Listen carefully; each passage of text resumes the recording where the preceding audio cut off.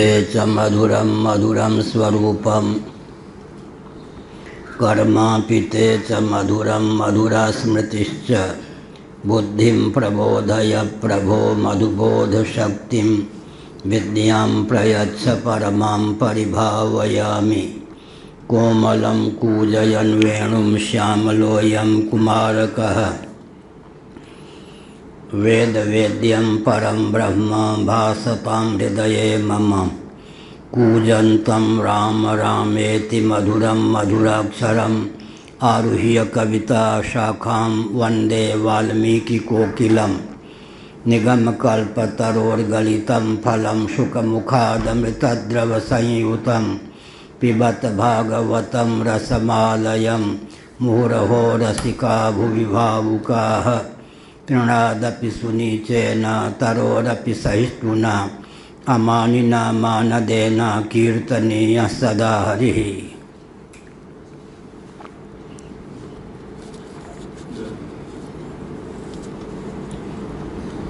नारायण श्रीमद्भागवत छठा स्कंध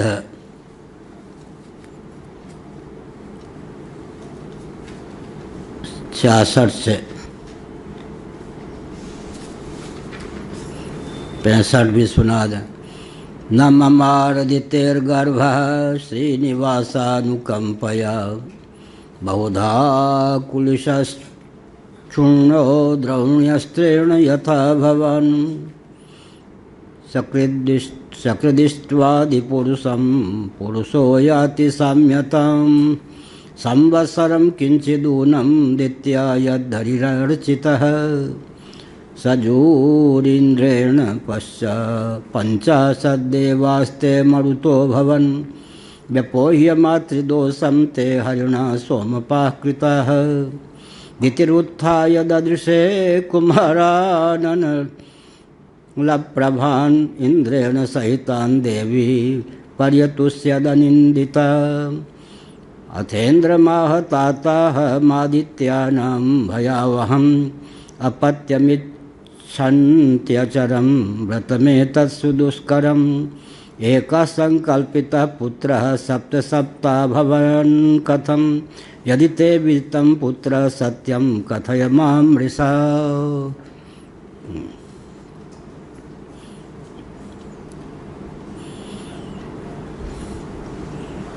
भगवान सुखदेव जी ने परीक्षित को कहा, अश्वत्थामा के ब्रह्मास्त्र से तुम्हारा उच्छेद नहीं हुआ, ठीक इसी प्रकार इंद्र ने वज्र के द्वारा दिति के गर्भगत पिंड को कई टुकड़ों में उच्छिन्न किया, फिर भी वे सब के सब उज्जीवित रहे, मरे नहीं,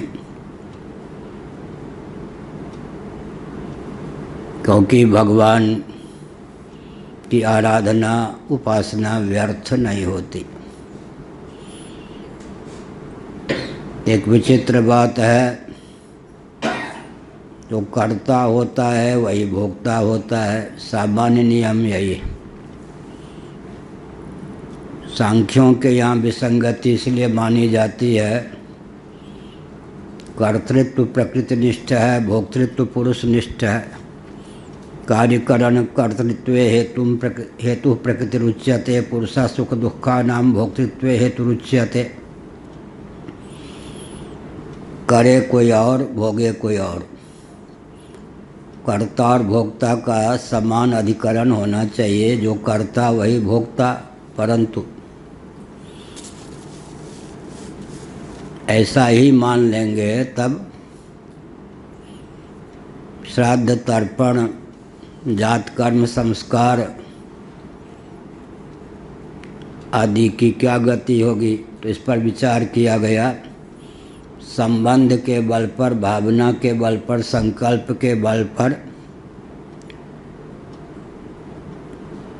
कर्ता अन्य को भी चाहे तो भोक्ता बना सकता है। देवताओं के निमित्त हम हवनीय द्रव्य का विसर्जन करते हैं, देवता उसके भोक्ता होते हैं, हम हो गए कर्ता। जल बरसाने वाले देवता होते हैं और लाभान्वित हम हो जाते हैं। संकल्प के द्वारा, संबंध के द्वारा, भावना के द्वारा क्या होता है, अन्य कर्तृक कर्म का भोक्ता कोई अन्य हो जाता है।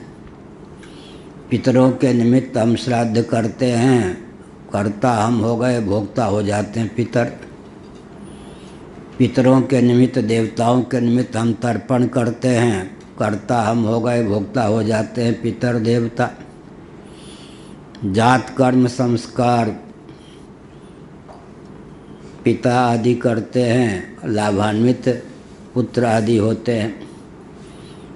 तो संकल्प के बल पर, भावना के बल पर, संबंध के बल पर अन्य कर्तृक जो कर्म अन्य को भी फल देने में समर्थ होते हैं। ऐसा होने पर भी जो कर्ता वह भोक्ता नहीं होता, ऐसा नहीं कह सकते। कर्ता भोक्ता अवश्य होता है। चाहे तो कर्ता अपने कर्म का भोक्ता संकल्प, संबंध, भावना के बल पर दूसरे को बना सकता है, यह अधिनियम है। तो यहाँ पर सकृदिष्ट्वादि पुरुषम पुरुषो याति साम्यताम, बहुत महत्वपूर्ण पंक्ति है। सकृत, एक बार भी कोई आदि पुरुष श्रीमन नारायण परात्पर पुरुषोत्तम परमात्मा की, पुरुष माने जीव, आराधना करता है, उनके नाम का उच्चारण कर लेता है, उनका आस्थापूर्वक स्मरण करता है, तो याति साम्यताम, निरंजन परमात्मा के परम साम्य को प्राप्त हो जाता है। बहुत ऊंची बात। सकृद इष्ट्वादि पुरुषम पुरुषो याति साम्यताम इष्ट्वा, एक बार भी कोई आदि पुरुष श्रीमन नारायण की आराधना करता है तो उनकी समानता प्राप्त कर लेता है। तो हर सरिसक तो हैं छ माधव मन हो ही छन माने, सज्जन जन सो नेह कठिन थी कवि विद्यापति भाने, कलम ने कहा। आप सरिस ढूंढो कस जाई कत जाई, भगवान के समान एकमात्र भगवान ही हैं। लेकिन जीव भी औपाधिक दृष्टि से पृथक होने पर भी, जीव औपाधिक दृष्टि से भगवान से पृथक होने पर भी तात्विक दृष्टि से एक ही है। दोनों का मौलिक स्वरूप सच्चिदानंद ब्रह्म ही है। तो तादात्म्यापत्ति के बल पर, तादात्म्य के बल पर आराधना, उपासना का अर्थ होता है जो आराध्य हैं, उपास्य हैं, उनके तादात्म्य को प्राप्त होना, तदनुरूपता को प्राप्त होना, सारूप्य को प्राप्त होना, सायुज्य को प्राप्त होना, सामीप्य को प्राप्त होना। एक बार भी भगवान की आराधना मानो भगवान के समकक्ष साम्य को प्राप्त करा देने में समर्थ है। फिर द्वितीय ने तो आस्थापूर्वक, कपटपूर्वक नहीं, आस्थापूर्वक लगभग 1 वर्ष तक भगवान की आराधना की। बड़ी विकट बात है यहाँ पर। आदि पुरुष शब्द का प्रयोग किया गया है। उधर उलाहना दिया, इंद्र ने मेरे बेटे हिरण्यकशिपु हिरण्याक्ष को नारायण के द्वारा मरवा दिया। आराधना किसकी की होगी? भूत प्रेत की तो नहीं की आराधना। नितिन जिन्होंने उनके बेटों को मारा, मारने वाले कौन? भगवान विष्णु ही। मरवाने वाला इंद्र को मान लेते हैं, लेकिन मारने वाले तो भगवान विष्णु ही। आखिर आराधना उसने किसकी की? तो आराध्य माना तो आखिर उन्हीं परमात्मा को ना। इधर माना पति को प्रतीक रूप में, लेकिन वस्तुतः आराध्य तो परमात्मा। सकृदिष्ट्वादि पुरुषम पुरुषो याति साम्यताम संवत्सरम किंचिदूनम द्वितीया यद हरि अर्चिता हरि अर्चिता, एक विचित्र बात। कोई भूमि पर गिर पड़े तो भूमि से उठने के लिए किसका आलम्बन लेता है? हाँ, तो यहाँ एक विचित्र बात, जिन्होंने उसके बेटों को मार दिया था उन्हीं की उपासना, क्या जिसने मरवाया उसको मारने के लिए की। ऐसा बेटा उत्पन्न हो जो इंद्र को मार दे।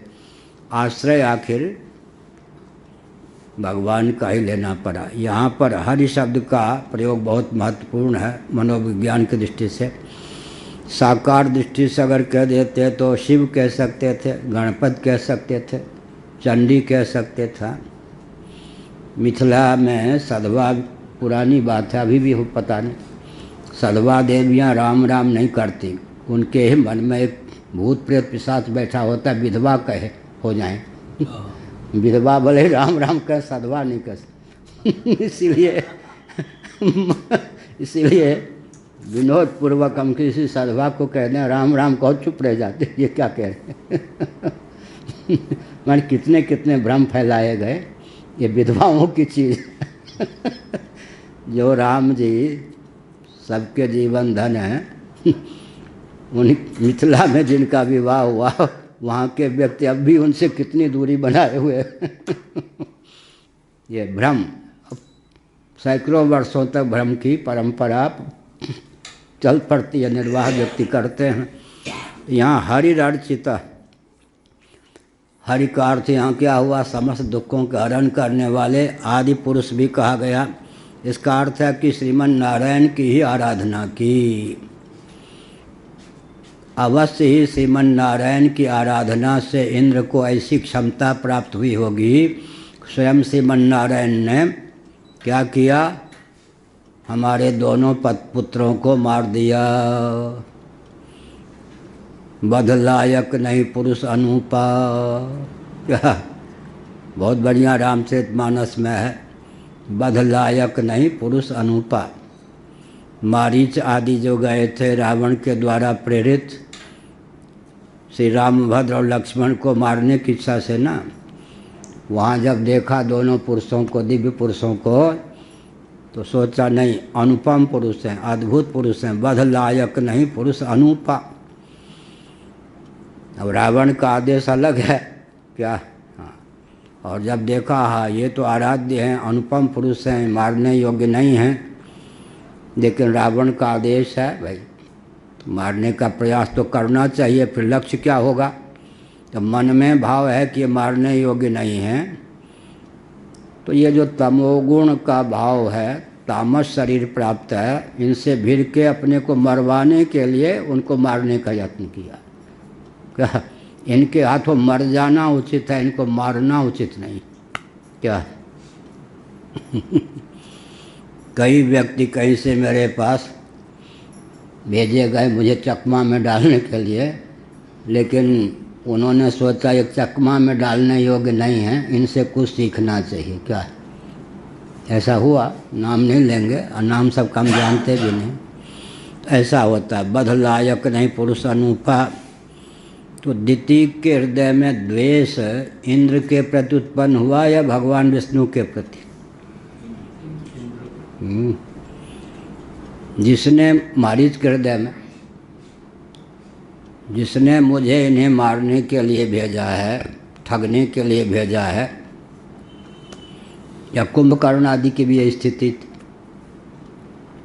सचमुच में इनके हाथ वही मारने योग्य ये मारने योग्य नहीं है, और मैं भी इनके हाथ मारने योग्य हूँ, ये मेरे द्वारा भी मारने योग्य नहीं है। मनोभाव बदल गया या नहीं? हरि ने मारा, मरवाया किसने? इंद्र। इंद्र मारने योग्य है, मारने वाले हरि मारने योग्य नहीं हैं, वो तो आराधना करने योग्य हैं, आराध्य हैं। विवेकी जो होते हैं ना, जिनसे कुछ अनिष्ट हो जाता है, विचार करने पर उनके प्रति द्वेष या द्रोह नहीं रखते। हमारे किसी दुरित के कारण हमारे बेटों में कोई अंतर्निहित दुर्बलता रही होगी और मुझ में दुर्बलता रही होगी कि मैंने ऐसे बेटे को जन्म दिया जो भगवान विष्णु की आराधना न करके उनसे द्रोह किया और उनके हाथों मारा गया या उनके हाथों मारे गए। इस प्रकार से बहुत अच्छा है। इसमें मनोविज्ञान के भी पराकाष्ठा है। सकृद्दृष्ट्वादि पुरुषम पुरुषो याति साम्यताम संवत्सरम किंचिदूनम नित्या तद्धरिरर्चितः। आदि पुरुषम का पुरुषः और आदि पुरुषम दोनों शब्दों का पुरुष प्रयोग है। एक पुरुष हो गया आराधक जीव, एक हो गए आराध्य आदि पुरुष। पुरुष का आराध्य कौन हो सकता है? आदि पुरुष।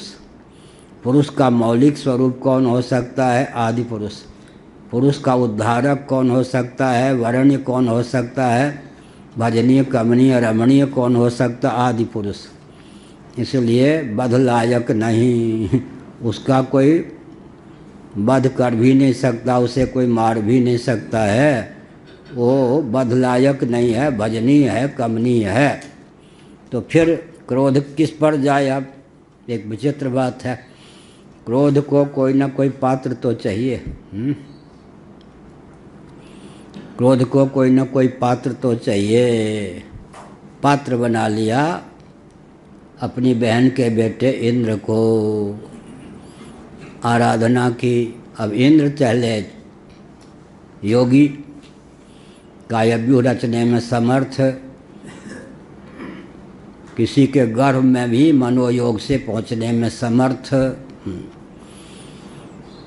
देहत्याग के बिना किसी के गर्भ में भी पहुंचने में समर्थ।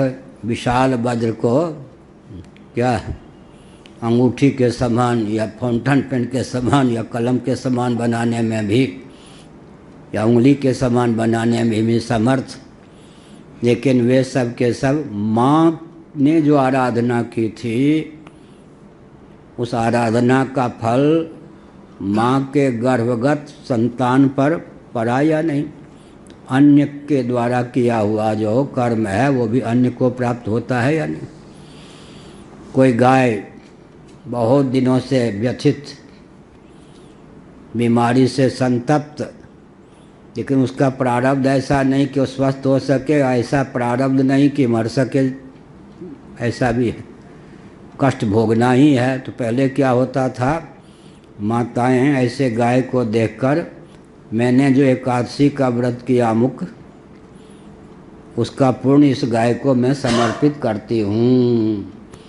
बस उस पुण्य का समर्पित करते ही गाय अपना शरीर छोड़ देती थी थोड़ी देर।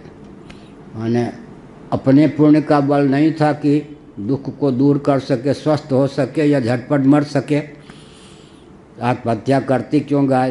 तो वो जो एकादशी के व्रत का पुण्य उसके निमित्त दिया गया, पुण्य छोड़ा गया, वो गाय के अंतःकरण में जाकर गाय को प्राप्त हो गया पुण्य, उसके प्रभाव से उसने देह त्याग कर दिया सुगमता पूर्वक। इसी प्रकार माता पिता का जो कर्म है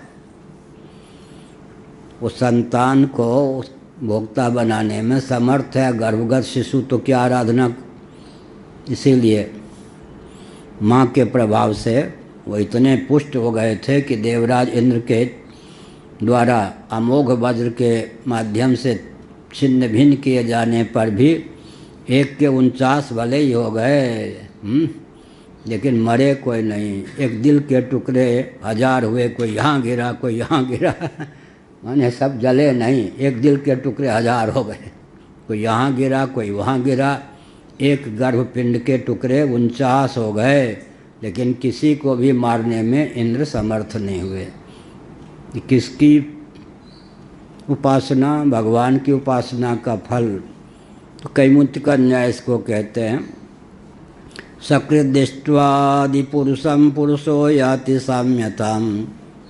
एक बार भी अगर किसी ने भगवान का यजन किया, भगवान की आराधना की, उपासना की, तो उनके साम्य भाव को प्राप्त हो जाता है, समत्व को प्राप्त हो जाता है। भगवान के समान तो सब भगवान ही हैं, लेकिन तादात्म्यापत्ति हो जाती है, उसके जीवन में ऐसा बल और वेग प्राप्त हो जाता है, तत्वतः तो वह पुरुष आदि पुरुष ही है। उपाधि आदि न होने के कारण, आदि माने मूल कारण, आदि उपाधिगत भेद होने पर भी उपहित में तो भेद नहीं है। तो बहुत विचित्र बात है। अव्यक्तोपनिषद के अनुसार मैं कह रहा हूँ, अव्यक्तोपनिषद में अव्यक्त से उपहित जो चित धातु श्रीमन्नारायण परात्पर पुरुषोत्तम परमात्मा कारण कोटि के ब्रह्म का नाम है ईश्वर। उनसे सर्वप्रथम हिरण्यगर्भात्मक ब्रह्मा की प्रथम व्यक्त की अभिव्यक्ति हुई। उस व्यक्त पुरुष ने कहा कि मेरी अभिव्यक्ति जिससे हुई है उसे मैं नहीं जान पा रहा, देख भी नहीं पा रहा हूँ, समझ भी नहीं पा रहा हूँ, लेकिन निष्प्रयोजन तो उसने मुझे अभिव्यक्त नहीं किया होगा। मैं जानना चाहता हूँ कि मेरा कर्तव्य क्या है, दायित्व क्या है, आखिर मुझे अभिव्यक्त किया गया, जन्म दिया गया, तो उसका प्रयोजन क्या है। आकाशवाणी हुई, तुझ में तेरे अतिरिक्त जितने व्यक्त पदार्थ हैं क्रमशः उनका दर्शन करो दिव्य चक्षु के द्वारा, और एक एक करके उनको व्यक्त करो। ब्रह्मा जी ने कहा इतनी क्षमता तो मुझ में नहीं है कि उन सबको देख सकूं, क्रम से अभिव्यक्त कर सकूं। तो साधन बताया किसने, आदि पुरुष ने। देखो तुम प्रथम कार्योपाधिक चिद्धातु जीव हो और मैं कौन हूँ, कारणोपाधिक चिद्धातु हूँ, ब्रह्म हूँ, ईश्वर हूँ। तो तुम अपनी उपाधि में किंचित न्यूनता के कारण जो तुम्हारा दायित्व है उसका निर्वाह नहीं कर पा रहे हो, तो क्या करो, स्वयं को हवनीय द्रव्य समझकर, जहाँ भी है इष्ट्वा, तुम स्वयं को हवनीय द्रव्य समझकर मुझे कारणोपाधिक चित्त धातु को अग्नि मानकर उसमें होम दो भावना के द्वारा। भावना के द्वारा ना, भावना में भी दरिद्रता। एक व्यक्ति भगवान की मानस आराधना कर रहे थे। जैसे भगवान शंकराचार्य ने लिखा रत्न ही कल्पित माश्रम हिम जलय, तो वो भगवान को खीर का भोग लगाना चाहते थे मन से ही। उसमें शर्करा डालने में ऐसे ऐसे काँप रहा था हाथ ऐसे ऐसे हाथ जोड़ रहा था, कंजूस थे। देव योग से हो देवता ने एक चांटा मारा जिसकी आराधना कर रहे थे। अरे भाई तुम मन से शर्करा डाल रहे, उसमें भी तुम्हारा हाथ हिलता है। बम्बई में चातुर्मास्य था, पूज्यपाद महाराज जी के सानिध्य में बड़ी विकट समस्या। उन दिनों महाराज जी अन्न छोड़ चुके थे, फलाहार उनके लिए बनता था। अन्न क्यों छोड़ चुके थे, गोरक्षा का बहुत बड़ा त्याग है। जब तक गोवंश की रक्षा नहीं होगी तब तक अन्न में सेवन नहीं करूँगा। कई साल बाद उन्होंने व्रत ले लिया, गोदुग्ध के अलावा कुछ नहीं लूँगा। व्रत ले लिया, चांदी सोने के सिंहासन पर तब तक नहीं बैठूँगा जब तक गोवंश की रक्षा न हो जाए। ये सब इतिहास है। गोवर्धन पीठ है तो यहाँ के आचार्य भी ऐसे प्राप्त हुए। 72 दिनों तक उन्होंने अनशन किया गोवंश की रक्षा के लिए। चांदी सोने के सिंहासन का त्याग किया, अन्न का त्याग किया, फलाहार का भी त्याग कर दिया और केवल गोदुग्ध पर रहे। आगे और एक दाव लगाना चाहते थे कि मैं अन्न का भी, गोदुग्ध तो क्या अन्न जल का ही सेवन करूँगा। फिर एक दाव लगाना चाहते थे, जल भी त्याग दूँगा गोरक्षा के लिए। इतने उन्होंने, तो जिन दिनों फलाहार कर रहे थे चौमासे में, तो चौके के दो नाम कर दिए गए, एक निश्चलानंद चौका, एक शंकराचार्य चौका। मैं शंकराचार्य नहीं था। अब जो अपने को वीआईपी मानते थे, ब्रह्मलीन कहें जो भी कहें, कौन, गर्मी लग रही है ये भाई और तेज कर दो। अच्छा नाजुक समय ब्रह्मलोक से आए तो एक चौका का नाम हो गया निश्चलानंद चौका। हमारे गुरु भाई अब नहीं रहे, जगन्नाथानंद जी। अब उसके साथ सर्वेश्वरानंद जी हैं, अलख जी होंगे तो मान लो अलख जी। अब निश्चलानंद के चौके में जो पाले वो अछूत हो जाए, माने वहाँ भी तो सब के सब फलाहारी बन गए चौमासे में तो दो चौका हो गया। महाराज तो सचमुच में फलाहारी थे, लेकिन हम भी फलाहारी निश्चलानंद के चौके में। मैंने अपना चौके का नाम निश्चलानंद थोड़ी रखा था, नाम मात्र वहाँ ब्राह्मण रसोईया बनाया गया, और लोग जो थे रोटी बेल के देते जाते। निश्चलानंद चौका, उसमें जो पाले वो ऐसे ही अग्नि शिखा ये सब आए बीच में महाराज का दर्शन करने। हमने कहा भोजन पान, अरे आपके चौके में थोड़े पाएंगे, महाराज के चौके में। मैंने हमको अछूत ही मान के व्यवहार किया गया। देखो पढ़ने के लिए भी अछूत बनना पड़ा मैं एक प्रकार अछूत नहीं, मन घृणा की दृष्टि से निश्चलानंद चौका तो भी दिन काटा और पढ़ा। तो हमने क्या संकेत किया, हमने यह संकेत किया कि यह जो भगवान की आराधना है, आराधना के फलस्वरूप व्यक्ति में दिव्यता का संचार होता है। दिव्यता का जब संचार हो जाता है तो आराधना कोई और करे, जिसके निमित्त करे, उस आराधना के फल का भोक्ता वो हो जाता है। यह हुआ। आगे क्या आया, सजोरिंद्रेण पंचाशदेवास्ते मरुतो भवन व्यपोह्य मात्र दोषम ते हरिणा सोमपाकृता। तो हरि की ही आराधना की, हरि से द्रोह नहीं किया। द्रोह करने योग्य हरि नहीं होते। मेरे बेटों को इंद्र ने जिनके हाथ मरवाया, उन्हीं की उपासना करके मैं ऐसा पुत्र प्राप्त कर सकती हूँ जो इंद्र को मारने में समर्थ हो। द्रोह के पात्र भगवान को नहीं बनाया, इतना विवेक था या नहीं।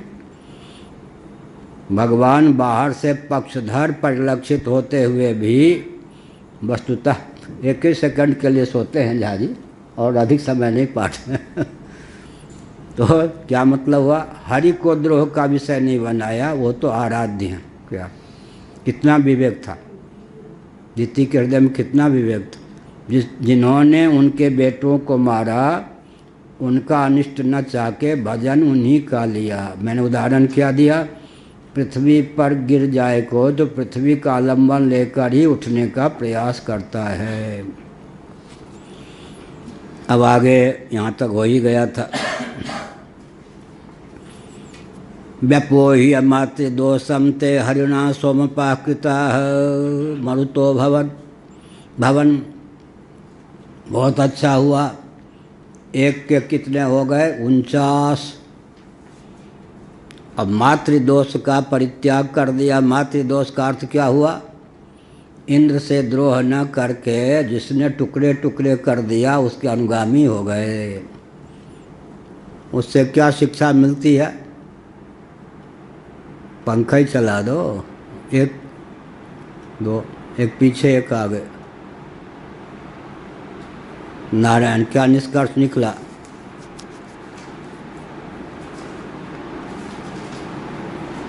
कभी कभी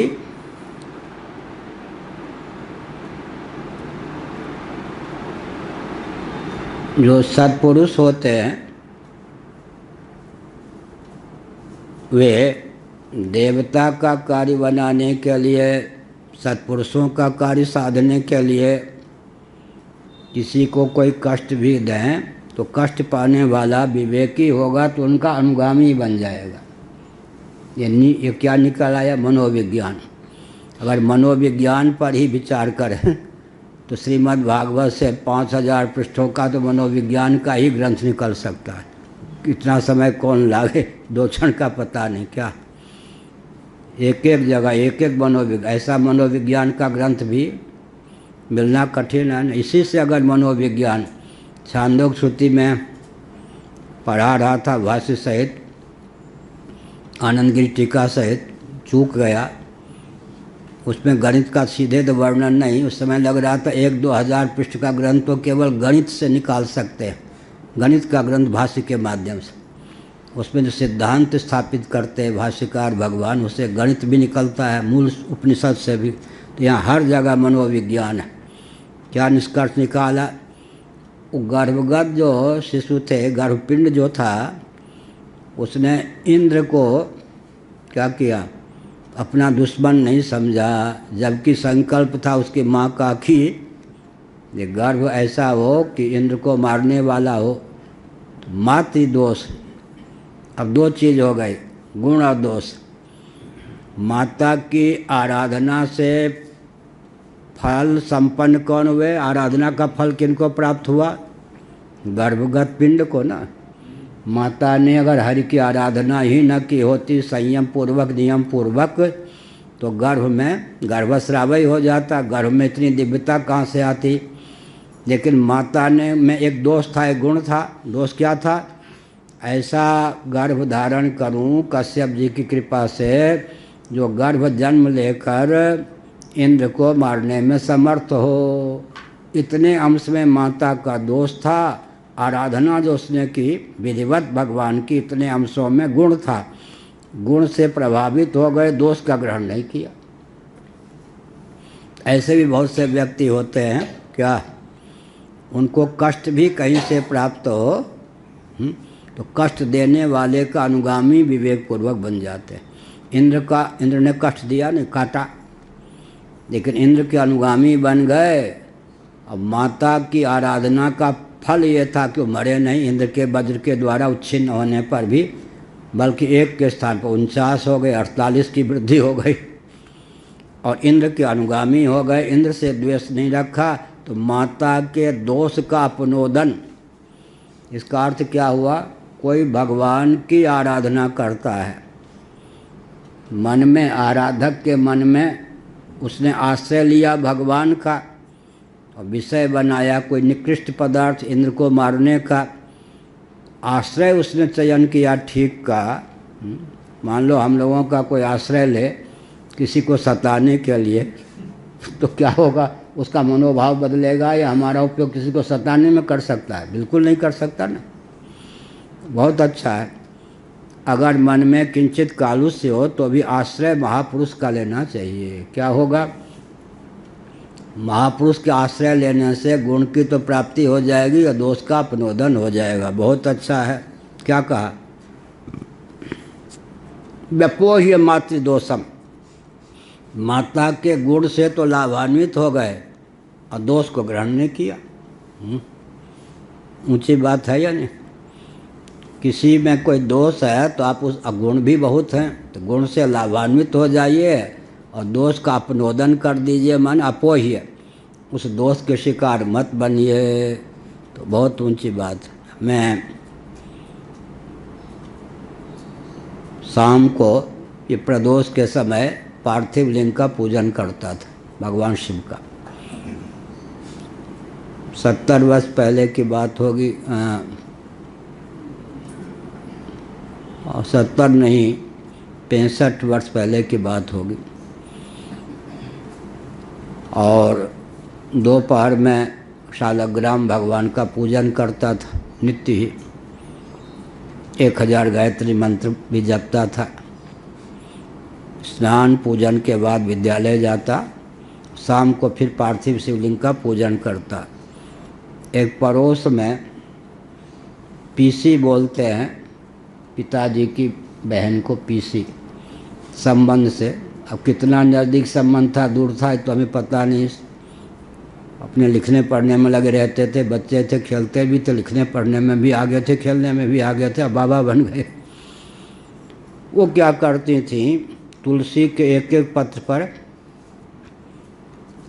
सफ़ेद चंदन से राम तो एक पत्ते पे लाल चंदन से शिव लिखकर भेजती थी कि शालग्राम को मैं चढ़ा दूँ। एक दिन भेजा तो जो ही मैंने लिखा क्या था राम, लिखा क्या था शिव, जो ही मैं भगवान शालग्राम को चढ़ाने के लिए हाथ में तुलसी ली तो हाथ कांपने लग गए ऐसे। देखिए तुलसी में उनके दूषित कामना का कैसे सन्निवेश हो गया, मुझे तो कुछ नहीं मालूम। अब कोई तुलसी दे और उसमें किसी के मारने की संभावना हो कि इसके हाथ से तुलसी शालग्राम को पड़ जाने पर हमारा शत्रु मर जाएगा, तो कल्पना नहीं कर सकते। आलंबन कितना ऊंचा, उद्देश्य कितना खोटा।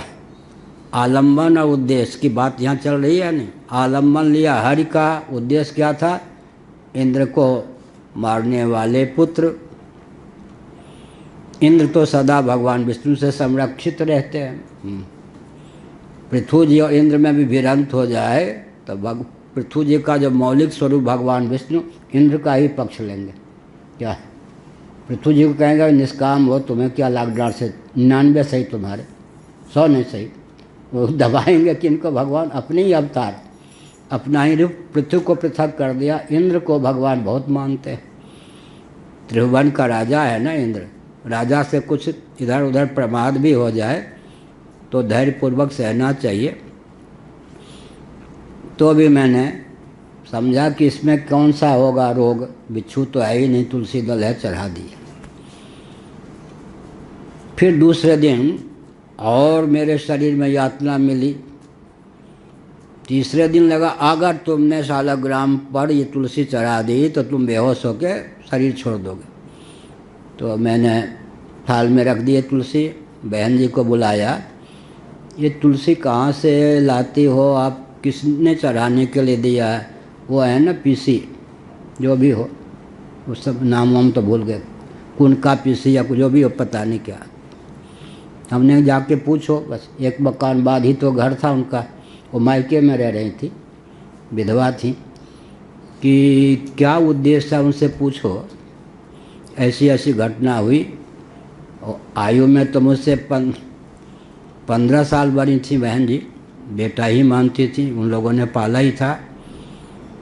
तो उन्होंने कहा कि क्या बात है, ऐसे ऐसी उसकी दशा है, सच सच बोलिए। उसने कहा कि उनकी जो भाभी थी, पीसी की भाभी, वो भी विधवा थी, ये मर जाएं तो इनकी संपत्ति पर मैं कब्जा कर लूँ।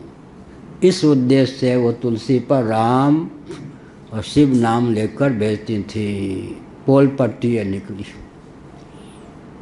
तो हमने कहा वो भेजना बंद करें। इसका अर्थ क्या हुआ, एक और आराध्य चुना शालग्राम को ना, शालग्राम पर, और नाम क्या लिया, साधन क्या बनाया, तुलसी दल क्या, और नाम क्या उस पर, भगवान का, चंदन से लिखा हुआ, अपवित्र वस्तु से नहीं, चंदन के ही स्याही मन बना करके बना। सचमुच में राम शिव, शालग्राम भी बहुत उत्कृष्ट। तुलसी का कहना क्या, शालग्राम का क्या कहना, राम नाम का क्या कहना, शिव नाम का क्या कहना, लेकिन खोटा अर्थ लक्ष्य। आराध्य चुना, आराधना की सामग्री चुनी जाए उत्तम। यहाँ यही हुआ ना, जो कश्यप जी ने साधन बताया था उसमें कोई गंदी चीज़ थी क्या? मांसाहार का सेवन नहीं, झूठ मत बोलना, आचमन, पाँव धोना, ये सब, क्रोध मत करना, सब। आराधना भी उत्तम, आराध्य भी उत्तम, लेकिन उद्देश्य बीच में खोटा। अगर आराध्य उत्तम चुना है, आराधना की पद्धति भी ठीक है, सामग्री भी ठीक है, कोई मांस मलमूत्र इत्यादि नहीं, भैरव आदि की आराधना की कोई सामग्री नहीं, तो बलि किसकी होगी? उद्देश्य में जो न्यूनता है उसका तो अपनोदन हो जाएगा क्या?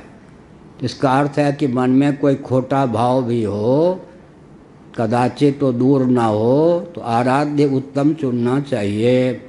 आराधना की विधा भी उत्तम होनी चाहिए। और क्या, आराधना की सामग्री में भी दिव्यता होनी चाहिए। ये सब तीनों मिलकर के क्या करेंगे अंत में, वो जो मनोगत दोष है उसका वारण कर देंगे। तो यहाँ पर मातृदोषम, वो गर्भगत जो शिशु थे, माता के हृदय में जो दोष था अपनोदन कर दिया। पोह्य सोमपाह कृता, और इंद्र ने उनको भाई बना लिया। इंद्र के प्रति द्वेष करने के लिए पैदा किए गए थे होते, लेकिन इंद्र के अनुगामी बन गए। इंद्र ने यद्यप उनको काटा, जिसने कष्ट दिया, लेकिन मारने में वो समर्थ इसलिए नहीं हुए कि आराधना भगवान की थी, उनकी माँ की। सोमपा कृता, इंद्र ने भी अनुग्रह करके उनको सोमपाही देवता बना दिया। बहुत बढ़िया।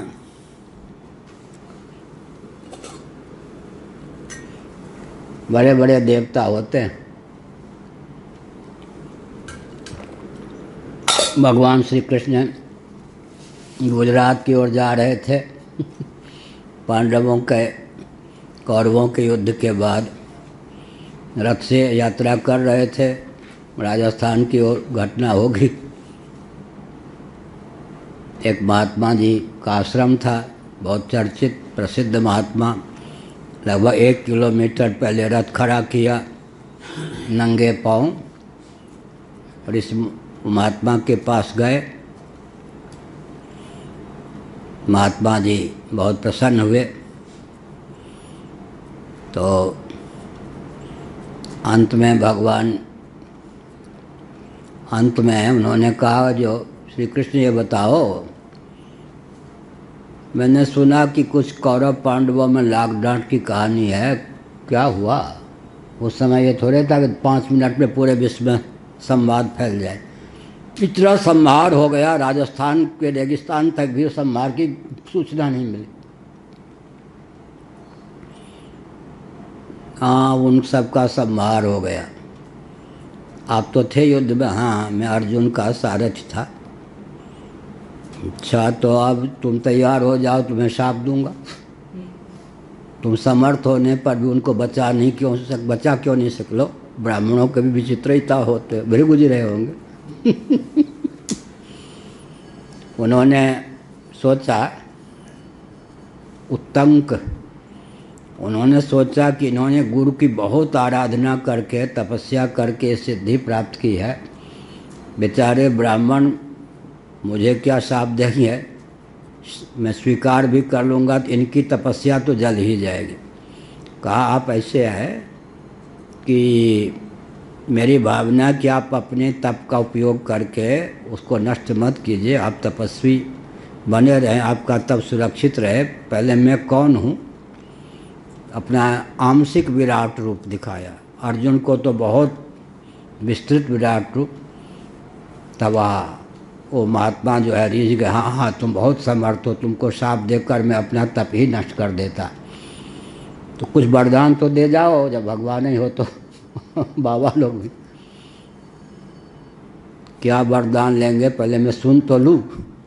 आए वैसे नहीं दीति की बात मान ली हो, सुन तो लूँ।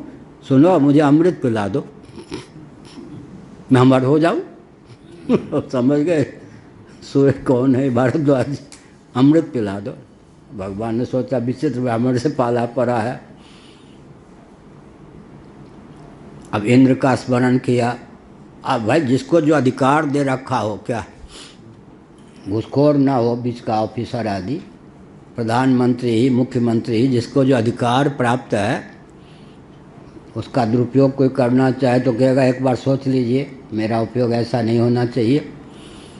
इंद्र, देखो ये ब्राह्मण चाहते हैं कि आपने व्यवस्था की है स्वर्गलोक में पहुंचने में समर्थ जो है देहत्याग के बाद, वो तो कश्यप अदिति के गर्भ से उत्पन्न होते हैं आरंभ से ही। यहाँ मरने वाला तो मरने के देहत्याग के बाद व्यक्ति जाएगा ना स्वर्ग में।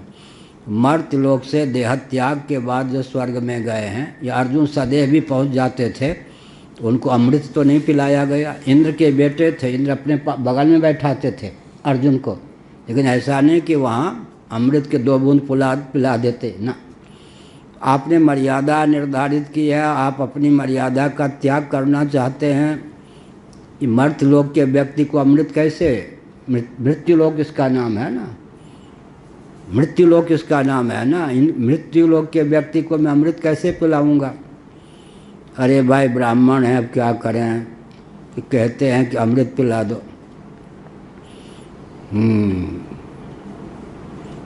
थोड़ी देर रुकिए, लेकिन थे वर्णाश्रम को मानने वाले ब्राह्मण, समझ गए। वो आजकल तो नाम लेना बड़ा विचित्र है, वो कुछ और बन के अगल बगल कुत्ते वुत्ते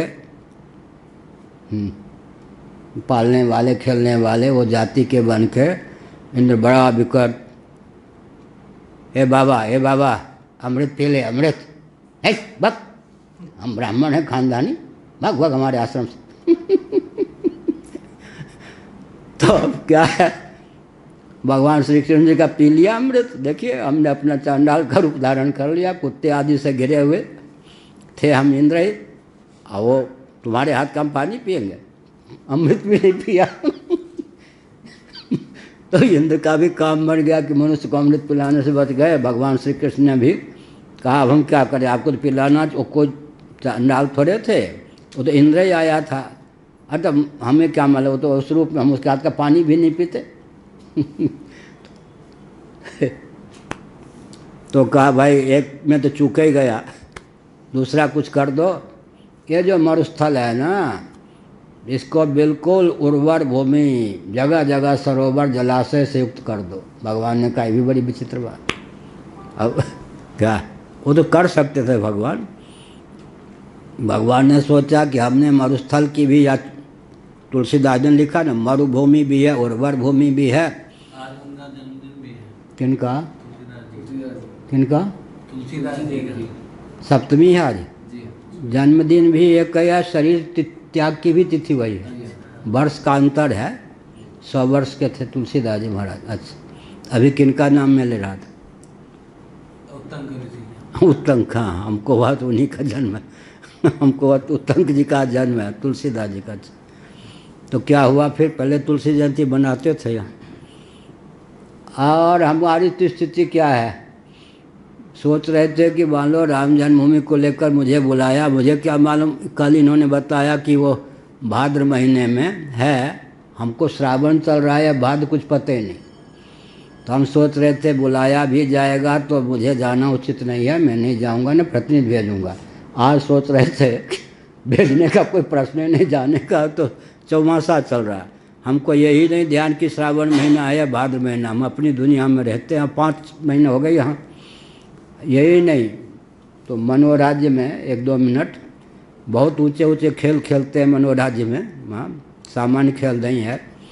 तो हमने क्या संकेत किया, अच्छा तो जलाशय से भरपूर कर दो। भगवान ने सोचा यह भी विचित्र बात है, ब्राह्मण से पाला पड़ा विचित्र। उन्होंने कहा सुनिए, जब जब आप स्मरण करेंगे पर्याप्त जल की वर्षा हो जाएगी, लेकिन इस क्षेत्र को मरुस्थल ही रहने दूंगा, जलाशय से भरपूर नहीं करूंगा। क्या हुआ ऐसे, इसका अर्थ क्या हुआ, भगवान का आलंबन लिया ना, तो भगवान का कोई आलंबन ले, आश्रय उत्तम हो, उपासना की विधि भी पवित्र हो, दिव्य हो, भाव में किंचित कालुष्य हो, तो बलि किसकी होगी, कलुषित भावना की बलि हो जाएगी, कलुषित भावना का अपनोदन हो जाएगा। यह अर्थ, इतना मनोविज्ञान था। भृगु जी आजकल मनोवैज्ञानिक हो रहे हैं, मनोविज्ञान की बात सुनना पसंद करते हैं। गितिरुत्थाय ददृशे कुमारा ननल प्रभान इंद्रेण सहितान देवी पर्यतुष्यदनिंदिता। बहुत बढ़िया। दिति की आंखें खुल गई, तब तक तो बस एक लाला नहीं 49 लाला, गर्भगत लाला बाहर आ गया, प्रसव की कोई पीड़ा भी नहीं और नींद में ही सब काम हो गया। और एक लाला के स्थान पर इंद्र सहित 50 लाला, 49 लाला तो उसी के गर्भ वो भी तो आगे उसके गर्भ में भी रहे या नहीं? क्या देखो, भगवान जो है परीक्षित की रक्षा के लिए गर्भ में घुस गए थे ना, वहाँ पर घुस गए थे, थे ही, प्रकट हो गए थे वहाँ। इसलिए गर्भगत शिशु का जो दर्शन किया था चक्र से रक्षा करते हुए, परीक्षित का नाम परीक्षित क्यों है? परिरक्षित हुए थे ये, परीक्षित, परीक्ष लोकान। जब खेलते कूदते तो ऐसे देखते थे परीक्षित। वो जो गर्भ में दिव्य पुरुष ने दर्शन देकर अश्वत्थामा के वज्र से मेरी रक्षा की थी, इनमें से वो कोई है क्या? इनमें से वो कोई है क्या? इसी का नाम है परीक्षित, वही श्री कृष्ण थे। तो यहाँ पर उसके अब क्या हो गए जी? मौसी के पेट में थे या नहीं? कौन? इंद्र भी। तो साक्षात माता भी हो गई, उन बच्चों के साथ इंद्र भी दिखाई पड़ गए। अनल के समान, अग्नि के समान तेजस्वी 49 बालक इंद्र के साथ हैं। लेकिन बहुत बढ़िया, इंद्रेण सहितान देवी पर्युतुष्यत अनिंदिता।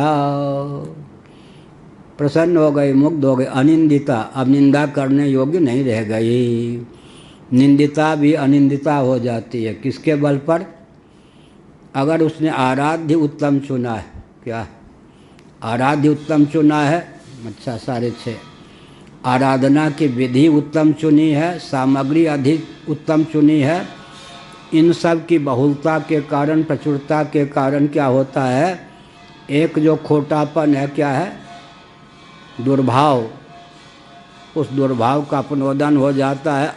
अनिंदिता, वो जो इंद्र को मारने की भावना थी, मरवाने वाले पुत्र प्राप्त करने की भावना थी, उसकी वो समाप्त हो गई। अब क्या कहा? अथेंद्र माह तात। तात शब्द जो है, अंग्रेजी में कुछ ऐसे शब्द होते हैं या नहीं? ऊपर नीचे बीच सब में लग जाते हैं। क्या कौन शब्द होंगे ऐसे? ऊपर के लिए भी संबोधन कर दिया जाए, नीचे के लिए भी, बीच के लिए भी। ऐसे तात शब्द संस्कृत का है। पिता के अर्थ में वो भी हो जाता है। बेटे के लिए भी तात कह सकते हैं। तात, हाँ, डियर, ऊपर नीचे सब जगह लग जाता है। यहाँ तात, हाँ, तात शब्द बेटे के लिए भी, पिता के लिए भी, बड़ों के लिए भी, छोटे के लिए भी तात। जब अर्जुन छोटी आयु के थे, भीष्म पितामह उनको गोद में बैठा लेते थे। वनवास से, वन में ही तो जन्म हुआ था, फिर लाए गए थे, 14 वर्ष 15 वर्ष के थे। तात तात, भीष्म जी पुचकारते हुए कहते थे, अरे मैं तेरे तात का भी तात, तेरे बाप का भी बाप। पिता के दृष्टि से तात तात जब अर्जुन कहते थे, तो बड़े लाड़ प्यार से भीष्म जी क्या कहते थे? ए तात, मैं तेरे तात का भी तात। ए तात, यहाँ तात माने बेटा। संस्कृत का ये शब्द बहुत बढ़िया है। ऊपर लगा दो, बीच में लगा दो, my dear, so and so. तो ऊपर लगा दो, नीचे लगा दो। जैसे मैथिली में हमने कहा ना, जा, चलू, चलो, चलू, सखा के लिए चलू। सेवा अपने से छोटी आयु वाला हो, संबंध वाला, तो चल। उच्चारण में भेद है, शब्द एक ही है, चल, चलू, चलू। चलत कह दें तो अपने से ऊपर के लिए चलत, चलू, चलो। चलो भी ठीक होगा, चल कह दिया तो अपने से नीचे के लिए शब्द एक होने पर भी प्रयोग में है। तो बहुत बार कहा, अथेंद्र माहताताह मादित्या नाम भयावहम अपत्यमिच्छन्त्यचरम व्रत में तत्सु दुष्करम। वो अनिंदिता हो गई, निंदा करने योग्य नहीं। उसकी जो दुश्मनी थी, दुर्भाव था, उसका समाप्त हो गया।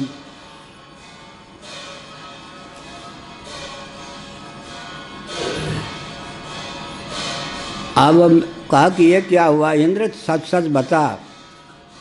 मैंने तो कठिन व्रत का पालन किया, आदित्य के पुत्रों को भयभीत करने वाला पुत्र उत्पन्न हो। आदित्य के पुत्रों को, अब थोड़ा बचा के कहा, मैंने तुझको नहीं सीधे कहा, बहुवचन का प्रयोग किया। तो फिर ये सब क्या हो गया भाई, तुम इनके साथ कैसे दिखाई पड़ रहे हो? एक संकल्पिता पुत्र सप्त सप्ताह भवन कथम यदि ते वित्तम पुत्र सत्यम कथय मामृषा।